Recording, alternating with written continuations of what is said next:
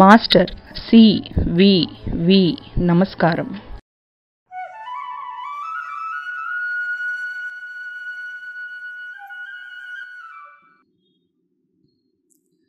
Master CVV. నమస్కారం.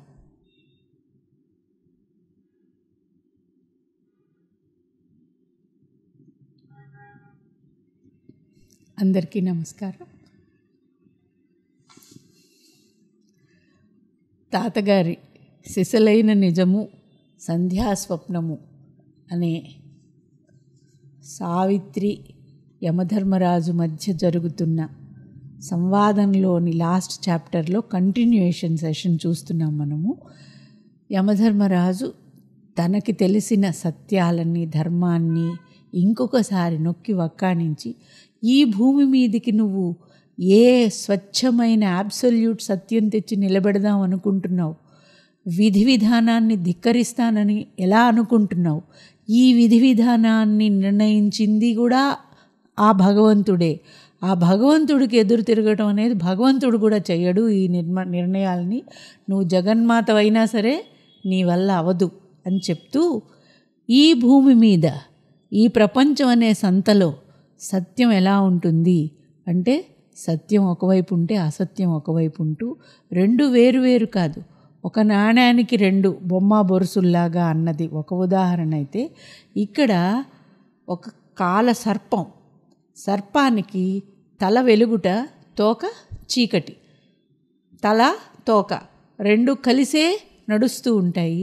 అవిచ్ఛిన్నం, అవిభేద్యం. కాబట్టి ఒకటి ఉంటే ఒకటి ఉండటానికి వీల్లేదు, ఒకటి లేకుండా ఒకటే ఉంచాలి అని నువ్వు అనుకోవటం అనేది జరిగే పని కాదు అని ఆవిడతోటి చెప్తున్న ఆయన అభిప్రాయాలని మనం కంటిన్యూయేషన్ చూద్దాం. ఇక్కడ the white head and the black tail of the mystic dark. ఇందులో లేదు ఉంది అనేది మనం సింబల్ డౌన్లో నుంచి కూడా చీకటి అంటే వెలుగు లేకుండుట అనేలాంటి ఉదాహరణలు అక్కడ తాతగారు చెప్పింది కూడా చదివాం మనం ప్రీవియస్ సెషన్లో. ఇది ఒక కాలసర్పం. ఈ కాలసర్పానికే తల వెలుగు, తోక చీకటి, అనంతమైన చీకటి. చాలా వేగముగా పోవును. ఈ కాలసర్పం చాలా వేగంగా కదిలిపోతూ ఉంటుంది. కానీ కుంటిది, అంటే దీని నడక సీదాగా ఉండదు. మంచి రెక్కలు గలది సుపర్ణ. ఈ కాలసర్పానికి బంగారు తల, వెలుగు, తేజస్సు ఉన్నాయి.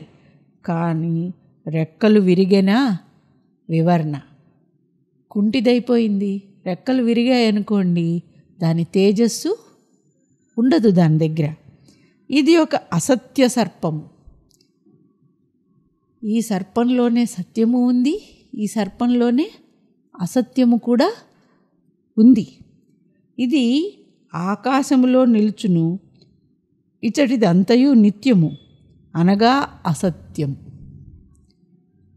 అసత్యములోనే నిత్యము, నిత్యములోనే అసత్యము. దీని విన్యాసమే అది, దాని విన్యాసమే ఇది. శూన్యము ఆరంభమై శూన్యములోనే చేరును. కాబట్టి ఈ కనపడేది సత్యమా అసత్యమా?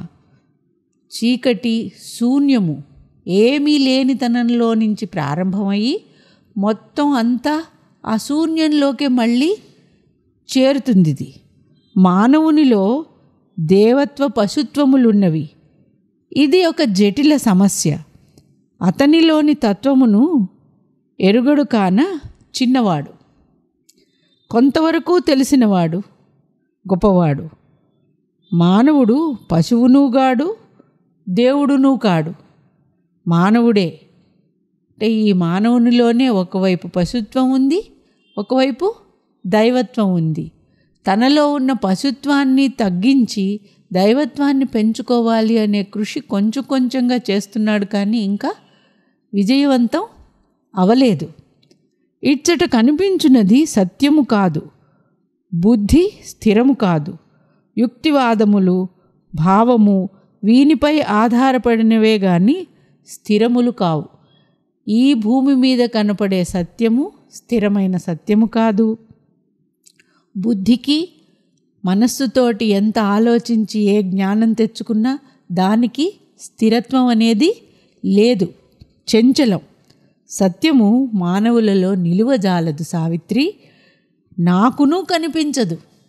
ఈ భూమి మీద ఈ వెలుగు చీకట్లలాగా సత్యము అసత్యము కలిసిన ఎలాయ్ బంగారం, నిజమైన బంగారంతో ఆభరణాలు చేయలేరట, అందులో కొంత రాగి ఏదో కలవాలి. అలాగా ఈ భూమి మీద నిష్కళంకమైన నిర్మలమైన పూర్ణ సత్యం అనేది నీకు కనపడదు, నాకును కనపడదు. దానిని చూపింపుము, నేను నమస్కరించెదను. నీకు గనుక నిజంగా చాతైతే నేనిప్పటి వరకు చూడని ఆ నిష్కళంకమైన సత్యాన్ని నాకు చూపించు. ప్రత్యక్షముగా సత్యమును నాకు చూపింపు. అప్పుడు నేను సత్యవంతుని వదిలివేచెదను. తెలియకుండా చూసారా సావిత్రీదేవి ప్రభావం యమధర్మరాజు మీద ఎంత ఉంది అనేది మనకు తెలుస్తోంది. లేదు లేదంటూనే నిజంగా ఉంటే నాకు చూపించరాదు, చూపిస్తే నేను నీకు వెంటనే సత్యవంతుడిని వదిలేస్తా, ఇచ్చేస్తా అంటున్నాడు. అంటే సత్యవంతుడంత పెద్ద టార్గెట్ని విడిచిపెట్టడానికి సిద్ధంగా ఉన్నాడు, ఆ సత్యం గనక తనకి కనపడితే అని. యమధర్మరాజు సావిత్రీదేవిని అడుగుతున్నాడు చూపించమని. రెండు రకాలుగా అనుకోవచ్చు. ఆవిడ చూపించలేదు కాబట్టి నిష్ఫలమైపోయి ఒప్పుకుని ఓటమి వెళ్ళిపోతుంది అని అనుకుంటూ ఉండవచ్చు. లేదు, ఒకవేళ ఆవిడ చూపించగలిగితే ఇంతకంటే గొప్ప అవకాశం ఎక్కడి నుంచి వస్తుంది నాకు ఆ సత్యాన్ని చూడడానికి, ఈ అవకాశం వాడుకుందాం అని కూడా ఆలోచిస్తూ సూక్ష్మబుద్ధితో ఆలోచిస్తూ ఉండొచ్చు. Then will I give the back thy Satyavan, నీ సత్యవంతుణ్ణి నీకు నేను హ్యాపీగా ఇచ్చేస్తాను, నాకు ఆ పూర్ణ సత్యాన్ని చూపించు అని అడిగాడు.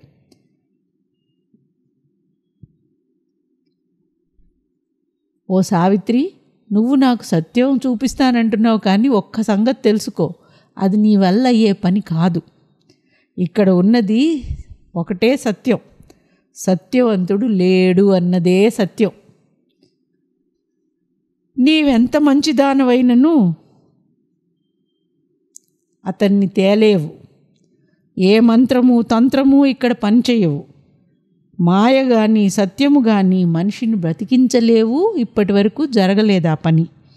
ఇక చచ్చిన వాణ్ణి నీవు తేనేరవు, కావున అతనిని వదిలివేయుము, బతికిన వారుండవచ్చును. సత్యవంతుడు పోయాడు, అతనిని వదిలేయి. నువ్వు నాకు చూపించే సత్యం కంటే ముందు నేను నీకు ఒక పరమసత్యం చెప్తున్నాను, సత్యవంతుడిని నీకు ఇవ్వటం అనేది జరగదు, అదే సత్యం అని తన వాక్యానికి కంక్లూజన్. నేను ఇందాక అన్నాను, ఇది అసంభవం అని చెప్పడానికైనా ఇలా మాట్లాడుతూ ఉండొచ్చు, లేకపోతే ఆవిడ సత్యాన్ని చూపిస్తే చూస్తాననైనా. ఇది అసంభవం అని చెప్పేలాగా మాట్లాడాడనమాట. సత్యవంతుడు రాడు అని యమధర్మరాజు. ఈ మాటలు మరి సావిత్రీదేవి అలా స్వీకరిస్తుంది అనుకుంటున్నావా? అనుకోవట్లేదు. ఈ పాటికి మనకు తెలుసు సావిత్రీదేవి సత్యాన్ని చూపించగల సామర్థ్యం గల మహాతల్లి. ఆ మాటలు విని యమునితో సావిత్రి ఇట్లు పలికెను. అప్పటితో ఆమెలో మానవత యొక్క ఛాయలన్నీ రహితమైపోయినవి. ఇప్పటి వరకు మానవత అనే ఒక మేలి ముసుగు, సన్నని ముసుగు వెనక నుంచి దైవత్వంతో మాట్లాడుతున్న సావిత్రీదేవి ఇంకా ఇప్పుడు తన దేవతా స్వరూపం చూపించవలసిన సమయం వచ్చింది. పూర్ణ సత్యాన్ని అతనికి తెలియచేయవలసిన సమయం. అతనే అడిగాడు కదా సత్యాన్ని చూపించు అనేసి.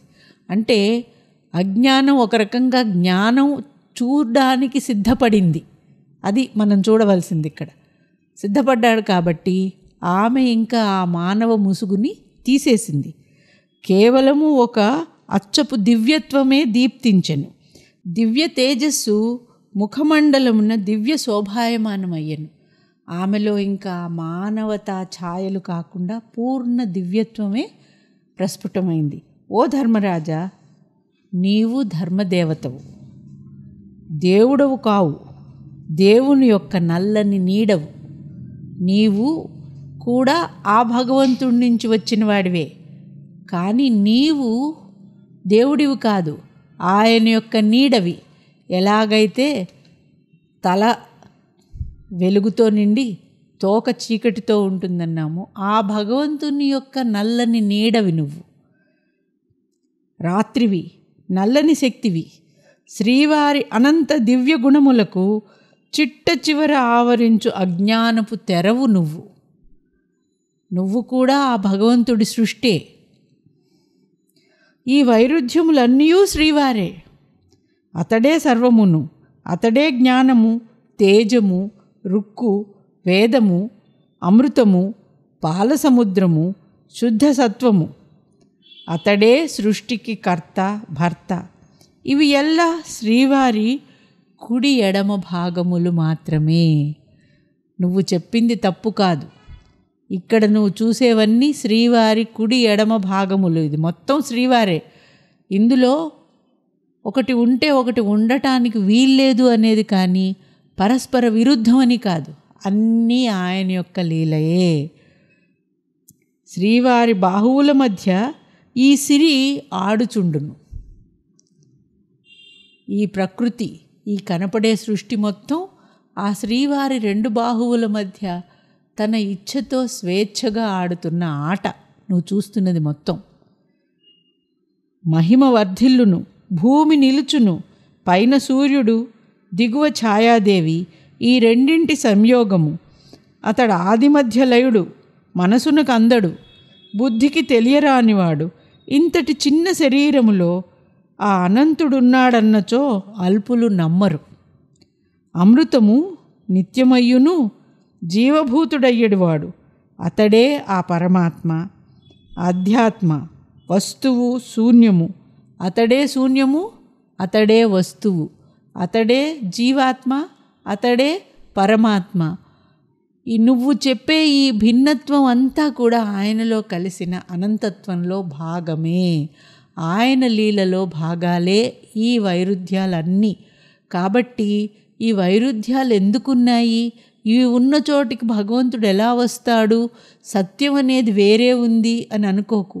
ఇదంతా కూడా ఆయన సత్యంలోని భాగాలే. ఆయన యొక్క కుడి ఎడమలే. ఈ మధ్యలో జరిగే ఆట, ఆ నల్లని చీకటి తోకకి తెల్లని సుపర్ణమైన తలకి మధ్య జరిగే ఆట మొత్తం కూడా ఆయన ఇచ్ఛతో జరుగుతున్నదే. అతడు పిపీలికాది బ్రహ్మపర్యంతము ఉన్నట్టివాడు. విశ్వదృష్టికి అతడే విశ్వము. ఒక్కడుగా చూచిన ఇచ్చటిదేమీ లేదు. మర్త్యుని ధన్యుని చేయుటకై శ్రీవారిటకు దిగివచ్చిరి. అతన్ని ఒకడిగా చూస్తే ఈ సృష్టి నీకేది కనపడదు. కానీ ఈ సృష్టి మొత్తంలోని ప్రతి అణువులోనూ ఆయన ఉండి ఈ మర్త్యత్వాన్ని అమృతత్వంతో చేయాలి అనే ఇచ్ఛతో శ్రీవారు ఇక్కడికి వచ్చారు. విశ్వదృష్టి, సమ్యక్ దృష్టి, సమదృష్టి లేని వారికి ఇది అంతయు విరుద్ధముగా కనిపించును. ఇదే మనం ఇందాక అనుకున్నది. మనకి ఆ దృష్టి లేకపోతే ఈ ముక్కలు ముక్కల కింద పరిమితమైన దృష్టితో చూసే మనకి ఈ విశ్వ ప్రణాళిక తెలియదు, ఆ విశ్వకర్త యొక్క ఆలోచన తెలియదు. అంతయు విరుద్ధముగా కనిపించును. పై చూపే కానీ లోచూపు ఉండదు. కాబట్టి సర్వమును కలయో వైష్ణవమాయో ఇతర సంకల్పార్థమో ఏమో నేనెరుంగజాలకయున్నదాన అనుచు మూఢుని వలె చూడవలసి వచ్చును. ఎవరికైతే అంతర్దృష్టి ఉండదో వాళ్ళకి ఈ విరుద్ధాలు ఎందుకున్నాయి అనేది అర్థం అవ్వదు. ఇదేమి మాయ, నాకు అర్థం అవ్వట్లేదు అని అలాగా ఆశ్చర్యంతో చూస్తూ ఉండాల్సిందే. ఎవరికైతే అంతర్దృష్టి ఉంటుందో వాళ్ళకి ఇందులో ఉన్న ఏకత్వం, శ్రీవారి ప్రణాళిక మొత్తం తెలుస్తాయి. లోచూపునికిది అంతయు అందును. ఇన్ని రాగములు, తాళములు, పాటలు ఒక వేదగానమనియు ఒక దివ్యనాదమనియు తెలియగలదు. టవర్ ఆఫ్ బ్యాబెల్ అంటారు. అంటే ఒకళ్ళు మాట్లాడేది ఒకళ్ళకి అర్థం అవ్వకుండా ఎవరి గోలలో వాళ్ళు, ఎవరి లోకంలో వాళ్ళు ఉంటూ ఉంటారు. ఈ లోకంలో ఒకరు చెప్పేది ఒకరికి అర్థం అవ్వదు, అంతా గందరగోళంగా ఉంటుంది అని. ఆ గందరగోళం అంతా ఎప్పుడు సరైన రాగంలోకి వెళ్తుంది అంటే అంతర్దృష్టి వచ్చినప్పుడు ఈ భిన్న భిన్న రాగాలు, తాళాలు, లయలు, భజనలు అన్నీ కలుపుకుని ఒక వేదగానమనియు ఒక దివ్యనాదమనియు తెలియగలదు. ఈ ఏకత్వం అనేది తెలియడం అనేది నీ అంతర్దృష్టికి తెలుస్తుంది.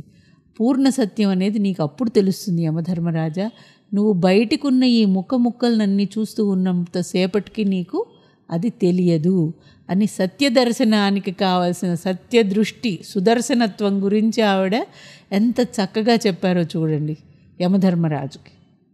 అసలు ఒక్కటే అయినట్టు సత్యము బహుశ్యాం అనుకొని ఇన్ని రూపములుగా ఆగుచున్నది.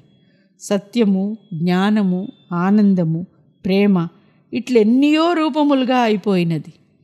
సత్యము, జ్ఞానము, ప్రేమ వీటన్నింటినీ మనం వేరువేరు అనుకుంటున్నామేమో. ఇవన్నీ కూడా ఒకే భావానికి వివిధమైన ప్రకటనలు మాత్రమే.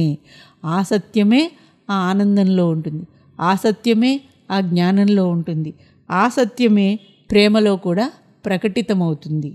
అంతయు విడివడి చీకటి కనపడినది, కానీ మరల దివ్యత, వెలుగు ఈ అన్నమయ కోశం నుండియే ఆవిర్భవించి వికసించుచున్నవి. ఇవన్నీ వేరువేరుగా ఈ నిక్షిప్తమైపోయి పూర్తి శూన్యము, చీకటి వచ్చిన స్థాయి వరకు దిగిన తర్వాత అక్కడి నుంచి మళ్ళీ క్రమపరిణామంలో వచ్చి ఇప్పుడు అన్నమయ కోశం దగ్గరకు వచ్చి అక్కడి నుంచి కూడా వికసిస్తూ ఉంది. నిత్యముగు ఆత్మ నిల్చుచున్నది ఈ శరీరములో. శరీరము పోవుచున్నది. మానవుడు విద్యార్థి అయి ఆత్మను అధ్యయనము చేసినాడు. దానితో కొంత ఆత్మవిద్య అబ్బినది. నిత్యత అందు జిజ్ఞాస ఏర్పడినది. క్రమక్రమంగా అన్నమయ కోశం దాటి ఈ మానవుడనే విద్యార్థి నేర్చుకుంటున్నాడు. తన గురించి తాను ఆత్మ పరిశీలన, పరిశోధన చేసుకోవటం కూడా తెలుసుకుంటున్నాడు. సత్యం కోసం ప్రయాణం, బ్రహ్మ జిజ్ఞాస ప్రారంభమయ్యాయి మానవునిలో. ఏ హై లిబర్టీ బిగిన్స్ అండ్ ల్యూమిన్స్. స్వేచ్ఛ, పరిపూర్ణమైన స్వతంత్రం కోసం ఎటువంటి ఆలోచనలు చేసుకోవాలి అనేలా ఆలోచించి నిత్య సూర్యుడు కావాలి అనేలాగా అజ్ఞానం అనే తెరల్ని తొలగించుకోవడానికి ఈ విద్యార్థి, మానవుడనే విద్యార్థి క్రమంగా ముందుకి వెళ్తున్నాడు. సత్యం అనేది ఇక్కడ స్థాపించటం అనేది జరగబోతోంది. ఒక దివ్య స్వేచ్ఛ, ఒక దివ్య స్థానము ఏర్పడినవి. అవకాశం లభించినది. దేవతల సంస్పర్శ, దివ్య దర్శనము, విశ్వరూప సందర్శనము మానవునకు లభించినవి. అవకాశము విస్తరిల్లినది. సూర్యభగవానుడు సముద్రములో ప్రతిబింబించున్నట్ల దివ్యత మానవునిలో బింబించినది. Reflection of the sun in waters still. ఇది మన అరవిందుల పుస్తకంలో నుంచి కూడా చెప్పారు. ఆ సూర్యుడు సమస్త జీవులకిలాగా మన ప్రతి శరీరంలో ఉన్న ఆత్మకి ఆయన దివ్య దర్శనం కలిగించే అవకాశాలు మనకి పెరుగుతూ ఉన్నాయి. కొందరు ధీరులు సాహసించి ధైర్యము చేసి సాధనలో నర్చిరి. శ్రీవారిని అందుకొనుటకై పైకి సాగిరి. దివ్యోర్ధ్వగమనము, దివ్యతేజము ఇముడ్చుకొని నిలువగలిగిరి. గ్రహించిరి. అచ్చటి శక్తికి తట్టుకొనగలిగిరి. అచ్చట దివ్యానుకంపములను అందుకొని నిలిచిరి. తాము దివ్య కిరణములు కాగలిగిరి. ఇది రాజయోగులుగా వెళ్తున్న వాళ్ళందరి అనుభూతుల్ని ఇక్కడ 4 ముక్కల్లో తాతగారు చెప్పారు. ఆ భగవంతుణ్ణి తెలుసుకోవాలి అని ప్రయత్నించే వేల మందిలో కొంతమందికి అది సంభవం అయింది. అప్పుడు వాళ్ళ అనుభూతి ఎలా ఉంది అనేది చెప్తూ ధైర్యముగా సాధనలు చేశారు. శ్రీవారిని అందుకొనుటకై పైకి సాగిరి అంటే ఆత్మజ్ఞానంతో సాధన చేస్తూ యోగంలో ముందుకి వెళ్ళారు. దివ్యోర్ధ్వగమనము అంటే బ్రహ్మ సహస్రారం వరకు వాళ్ళ కుండలిని శక్తిని తేజోవంతం చేసుకుంటూ ఊర్ధ్వగమనం చేసుకున్నారు పైకి. దివ్య తేజము ఇముడ్చుకొని నిలువగలిగిరి అంటే వియద్గంగని తమలోకి ఆహ్వానించి నిలుపుకోగలిగారు. ప్రజ్ఞాన యాత్ర అని చెప్పిన చాప్టర్లో తాతగారు దీని గురించి పూర్తి వివరంగా అప్పుడు ఇంకా ఈ పరిధులు, ఈ భృక్తములు ఏవీ ఉండని దివ్యత్వం వాళ్ళల్లో ఎలా ప్రవహిస్తుంది అనేది చాలా చక్కగా చెప్పారు. ఒక్కసారి వీలుంటే మళ్ళీ అది చూసుకుంటే ఇటువంటి యోగ సాధకులు ఎటువంటి జీవితం గడుపుతారు అనేది మనకి తెలుస్తుంది. అతటి శక్తికి తట్టుకొనగలిగిరి, అచ్చట దివ్యానుకంపములను అందుకొని నిలిచిరి. ఆ డివైన్ ఫ్లో వాళ్ళు గ్రహించి తమలో ఇముడ్చుకోగలిగారు. తాము దివ్య కిరణములు కాగలిగిరి, వానిలో మునిగి తేలిరి. బుద్ధి దివ్యమై నిత్యతనందుకొనెను, చిత్తము శాంతించి సత్యలోకపు పొలిమేరలందుకొనెను. ఇట్టి సాధకులు అచటికి పోగలరు గాని నిలువజాలరు. ఇచట మన వేదాంతములు కొంత ఎత్తు మేరకే చేరుకొనగలవు. ఆ పైన ఇంకనూ చాలా కలదు. ఆ పైన సర్వమును జ్ఞాన సముద్రపు దివ్య తేజము ఉన్నది. అచట నిజ సూర్యులు కలరు. ఈ నిజ సూర్యుల గురించి, నిజమైన సత్యము గురించి, ఆ సత్యము ఎట్లా మనం అర్థం చేసుకోవాలి, మన పరిమితుల్ని ఎలా దాటాలి అనేది సావిత్రీదేవి సత్యవంతుణ్ణి గెలవటం కోసమని కాదు, యమధర్మరాజుకి సత్యం అంటే ఏమిటి అనేది చెప్పటం అనే ఉద్దేశంతో చెప్తున్నారు.